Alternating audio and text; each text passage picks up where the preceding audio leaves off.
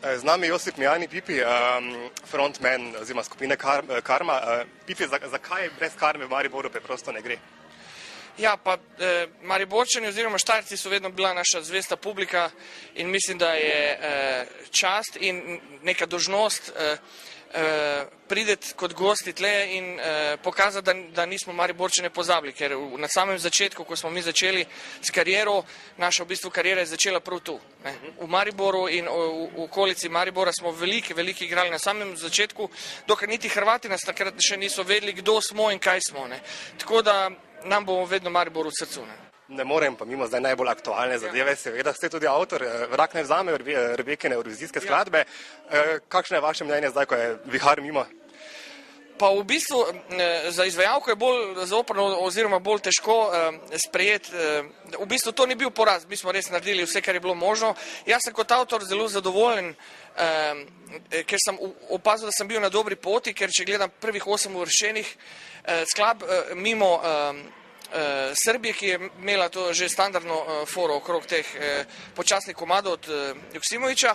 Vsi so komadi bili v bistvu energični, pozitivni, z enostavnim refrenom, tako da sem na nek način videl, da sem bil na pravi poti. Zdaj lahko debatiramo več 2 dni, zakaj smo izpadli, zakaj nismo.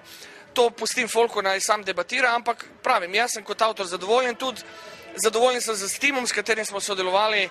In Rebeka je bila odlična, dala je res vse od sebe, naredili smo blazno veliko intervjujev, nastopov po Srbiji, po Bosni, po celi Evropi, tako da mi smo poskušali narediti in pokazati Slovenijo v najboljši luči. Zdaj, se veš, vedno je plus in minus, gremo naprej, ne smemo popustiti, jaz bom sicer vedno vztrajal in poskušal še vedno vsako leto nekaj novega narediti in prezentirati na EMI, pa bomo videli, če mi bo spet kakšno neko drugo leto ratalo spet.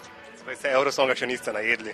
Ne, meni je bilo blazno všeč, pa vsem, ker smo vedno žurali, vsak dan je bilo fajn, lepo so nas vsi sprejeli. Imeli smo v bistvu največ novinarjev, akreditiranih je bilo pri nam. Na stavnicah smo bili tudi zelo dobro uvrščeni, tako da na nek način pres, pa glasbeniki so pač verjeli v nas.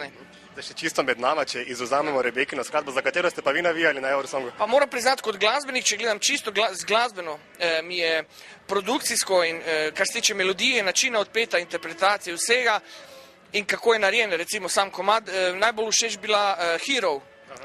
Švedska, ja, odličen nastop, Beba je tudi, to je drugič, da je nastopila na Eurosongu po dolgih letih pauze, in odličen komad, ne vem kdo je, nisem še prebral avtorje, odlično so naredili pesem, tako da, recimo to mi je bila, tako bi rekel, zaslužena zmagovalna pesem. Tako da bi predlagal naslednjih letih, da se mimo televotinga še naredi morda, ne da se ocenjuje komad in da zmaga nekdo, ki bi delil mnenje ne samo televotinga, nego tudi komisije, nego pač, da se morda podeli nagrade za najboljšo interpretacijo ali za najboljšega moškega ali ženskega pevca, pevko. Tako da v bistvu, ker vedno je veliko razočaranih, vsi pravijo, vse smo mogli, vse ni fair, ampak kaj ćemo. To je tudi ena